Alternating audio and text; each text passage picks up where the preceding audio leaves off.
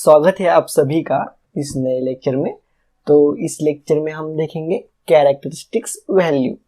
तो चलो शुरू करते हैं। ये टॉपिक शुरू करने से पहले मैं आपको आईएस कोड पर भी ये पॉइंट दिखाता हूँ, क्योंकि आप आईएस कोड पे ही भरोसा रख सकते हैं। 67 पेज नंबर पर आपको मिल जाएगा कैरेक्टरिस्टिक्स वैल्यू। उसमें कैरेक्टरिस्टिक्स स्ट्रेंथ और कैरेक्टरिस्टिक्स लोड भी मिल जाएगा। तो मैं आपको दिखाता हूँ। पेज नंबर 67 यहाँ पर है। तो इस पर यहाँ पर कहाँ पर मेंशन किया है आप देख सकते हो। हाँ, यहाँ पर characteristics and design value and partial safety factors यहाँ पर मेंशन किया है। यहाँ पर आप देख सकते हो कैरेक्टरिस्टिक्स स्ट्रेंथ और कैरेक्टरिस्टिक्स लोड। यहाँ पर अगर आपको यहाँ रीड करना है तो आप रीड कर सकते हो। यहाँ पर भी इसी का कंटेंट मैंने यहाँ पर टाइप किया है, यहाँ पर हम देखेंगे। तो चलो शुरू करते हैं। सबसे पहले हम देखेंगे क्वेश्चंस, देखेंगे कि किस प्रकार से क्वेश्चन आते हैं एग्जाम में।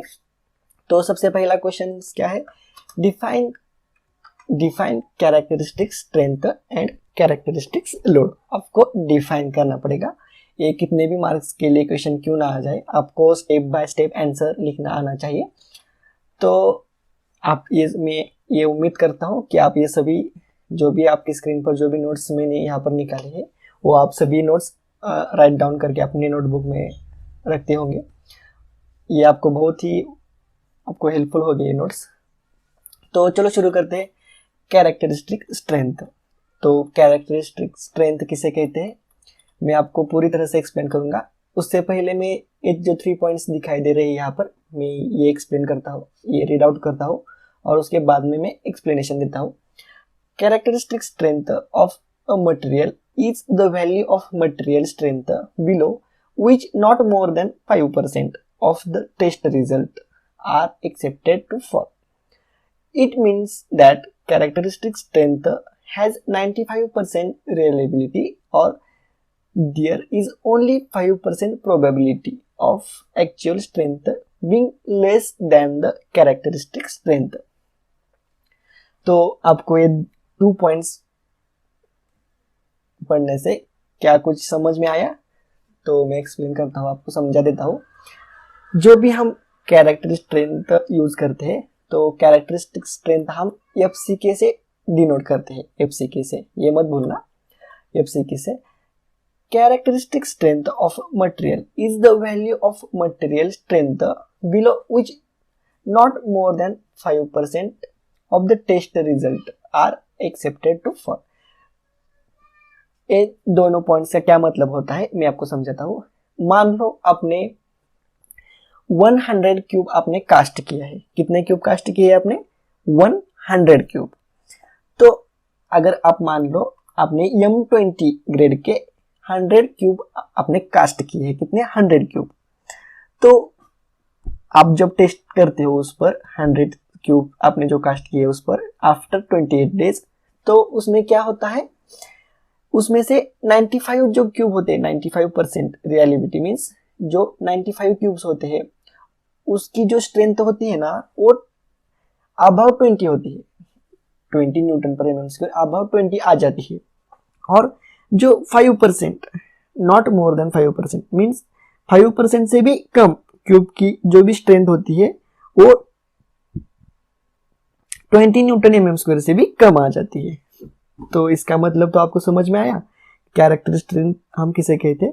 अगर ऐसा हो गया तो आप उसकी जो स्ट्रेंथ होती है वो मान लेना 20 न्यूटन पर एमएम स्क्वायर। आपने M20 को कास्ट किया था, समझ में आया। 100 क्यूब कास्ट किए थे, उसमें से 95 मीन्स 95% मीन्स आपके 95 क्यूब की स्ट्रेंथ आपकी अबाउट 20 आनी ही चाहिए और लेस देन 5% मीन्स 5 से भी कम क्यूब की टेस्ट आप स्ट्रेंथ आपकी बिलो 20 आनी चाहिए, तो अभी आपको इस क्राइटेरिया में बसेगा, कैरेक्टरिस्टिक स्ट्रेंथ के क्राइटेरिया में बसेगा। अब हम देखेंगे characteristic strength of concrete F C K से डिनोट किया जाता है एंड स्टील को FY से डिनोट किया जाता है। Are given below. तो यहाँ पर दिया है concrete grade M15, M20, M25, M30 means क्या होता है, after 28 days casting, after casting 28 days उसकी जो स्ट्रेंथ होती है वो 15 न्यूटन पर एमएम स्क्वायर आ जाती है। तो उसे हम कैरेक्टरिस्टिक स्ट्रेंथ कहते हैं। कंक्रीट का ग्रेड M15 होने से FCK की वैल्यू कितनी आ जाती है हमारी, grade of the concrete 15, M20 के लिए 20 न्यूटन पर mm स्क्वायर, M25 के लिए 25 न्यूटन पर mm स्क्वायर, M30 के लिए 30 न्यूटन पर mm स्क्वायर। ये हो चुकी है हमारी कैरेक्टरिस्टिक स्ट्रेंथ फॉर कंक्रीट। अब हम देखेंगे स्टील के लिए MS ग्रेड फर्स्ट, उसकी क्या स्ट्रेंथ होती है 250 न्यूटन पर mm स्क्वायर, उसे हम माइल्ड स्टील भी कहते हैं, MS मीन्स माइल्ड स्टील। या फिर 415 की कितनी स्ट्रेंथ होती है, कैरेक्टरिस्टिक स्ट्रेंथ कितनी होती है 415 न्यूटन पर mm स्क्वायर। सेम उसी प्रकार या फिर 500 की कितनी होती है 500 न्यूटन पर mm स्क्वायर, उसकी कैरेक्टरिस्टिक स्ट्रेंथ होती है फॉर स्टील। ये तो हो चुका कैरेक्टरिस्टिक स्ट्रेंथ के बारे में। अब मैं उम्मीद करता हूँ कि आपको सब कुछ समझ में आ चुका होगा। अब हम देखेंगे कैरेक्टरिस्टिक्स लोड। तो कैरेक्टरिस्टिक्स लोड किसे कहते हैं, ये कैरेक्टरिस्टिक्स लोड भी सेम इसी प्रकार ही होता है कैरेक्टरिस्टिक स्ट्रेंथ में, जैसे 595 का परसेंटेज में यहाँ पर दिया है, सेम उसी प्रकार यहाँ पर भी 95 और 5% का ही रेशियो है यहाँ पर भी।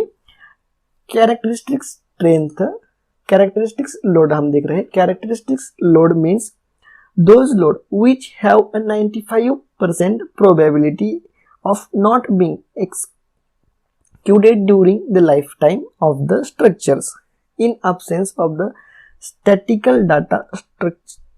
Characteristics load shall be as per IS 875 1987 having following parts।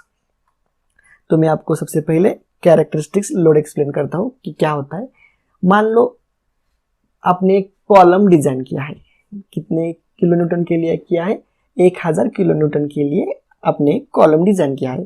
तो कैरेक्टरिस्टिक्स लोड क्या कहता है कि 95% probability of not being exceeded during the life time, जो भी उस कॉलम की लाइफ टाइम होती है, मान लो आप 50 इयर्स उसकी लाइफ स्पैन है उस कॉलम की, और आपने कितने लिए डिजाइन किया है 1000 किलो न्यूटन के लिए आपने वो डिजाइन किया है।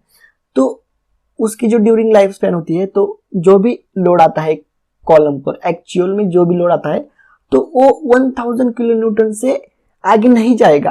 तो इसकी क्या प्रोबेबिलिटी है, तो उसकी 95% प्रोबेबिलिटी है कि जो आपने कॉलम डिजाइन किया है 1000 किलो न्यूटन के लिए, तो ड्यूरिंग लाइफ स्पैन जो भी जितना भी लोड आ जाएगा उस कॉलम पर, वो 1000 किलो न्यूटन से आगे नहीं जाएगा वो लोड। तो उसकी क्या प्रोबेबिलिटी है, उसकी 95% उसकी प्रोबेबिलिटी है। तो ये उसका मीनिंग है यहाँ पर। और ये जो कैरेक्टरिस्टिक्स लोड लेते हैं हम बेस्ड ऑन IS 875, इस IS कोड से ही हम कैरेक्टरिस्टिक्स लोड हम लेते हैं। डेड लोड के लिए IS 875 पार्ट 1 यूज करना पड़ेगा। ये सभी मैंने एक्सप्लेन किया है फर्स्ट टॉपिक में, ये आप भी देख सकते हो वहां पर जाकर भी। डेड लोड के लिए IS 875 पार्ट 1, लाइव लोड के लिए IS 875 पार्ट 2, विंड लोड के लिए IS 875 पार्ट 3 यूज करना पड़ेगा आपको। स्नो लोड के लिए आपको IS 875 पार्ट 4 यूज करना पड़ेगा। Special loads and load combination IS 875 part 5 में दिया है लोड कॉम्बिनेशंस। और अर्थक्वेक लोड आपको IS 1893 2002 ये IS कोड रेफर करके आपको अर्थक्वेक लोड इस IS कोड से लेना पड़ेगा। In additional to this IS 1893 2002 part 1 to 5 recently revised in 2014-2016 इस ईयर में यह IS कोड रिवाइज्ड हो चुकी है। इतना ही कहना था इस पॉइंट का, इतना कुछ कहता है कि ये सिर्फ रिवाइज्ड हो चुके हैं यह सभी IS कोड 2014 और 16 में। तो ये तो आपको समझ में आया कैरेक्टरिस्टिक्स लोड और कैरेक्टरिस्टिक्स स्ट्रेंथ के ऊपर। अगर एक्सप्लेन क्वेश्चन आता है define characteristic strength and characteristics load, तो सेम इसी प्रकार से पॉइंट वाइज एक्सप्लेन कर देना, आपको आउट ऑफ आउट मार्क मिल जाएंगे। तो इस लेक्चर में बस इतना ही। आगे के लेक्चर में हम पार्शियल सेफ्टी फैक्टर देखेंगे।